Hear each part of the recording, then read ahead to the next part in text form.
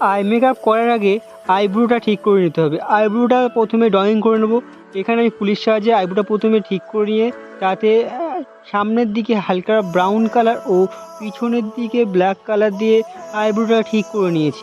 আইব্রোটা আঁকা হয়ে গেলে আইব্রোর নিচে এবং আইব্রোর উপরের লাইন বরাবর কনসিলার দিয়ে ভালোভাবে ওটাকে সমান করে নেব।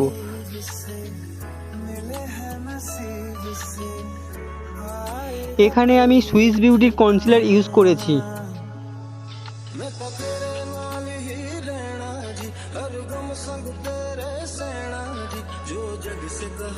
নিচের লাইনটা টানা হওয়ার পরে উপরের লাইনটাও ঠিক সমানভাবে করে নিতে হবে।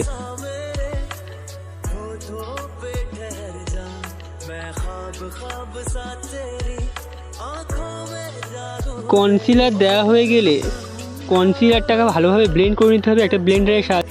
ব্লেন্ড হয়ে গেলে সামান্য লুজ পাউডার দিয়ে এটাকে আমি সেট করে নিয়েছি। হালকা ব্রাউন ও ডিপ ব্রাউন দিয়ে আমি এটাকে ভালোভাবে ম্যাচ করে নিচ্ছি। ভালোভাবে ম্যাচ হয়ে গেলে দুই কর্নার বরাবর আমি একটু হালকা ব্ল্যাক কালার দিয়েছিলাম আর উপরে সিমার কালার দিয়ে ভালোভাবে সেটাকে সেট করে নিয়েছি। এখানে আমি সিমার কালারের ভিতরে রেড কালারটা দিয়েছি।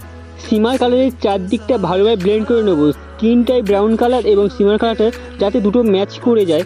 আই শ্যাডো দেওয়া হয়ে গেলে এখানে আইলাইনার হিসাবে আমি প্রথমে কাজলটাকে ভালোভাবে ম্যাচ করে নিয়েছি। কাজল দিয়ে দুটো চোখ ভালোভাবে টানা টানা করে এঁকে নেব। যেহেতু আমি এখানে আগমনী লুক করছি তাই চোখটা যতই টানা লাগবে তত দেখতে ভালো লাগবে, তাই আমি এখানে চোখটা টানা টানা করে এঁকে নিয়েছি।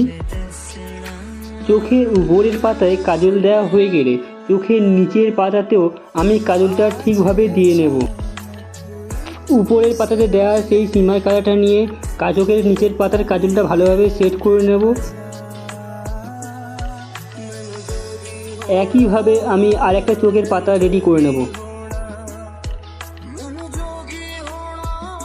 এবার কাজল দিয়ে নিচের পাতা আর চোখের উপরের পাতা দুটো ভালোভাবে টানা করে নিতে হবে। আর উপরের পাতা আর নিচের পাতা টানার মধ্যে সামান্য কিছু গ্যাপ রাখতে হবে। ওই গ্যাপে সাদা আইলাইনার দিয়ে ভালোভাবে টানা করে দিতে হবে। ভিডিওটা কেমন লাগলো জানাবেন।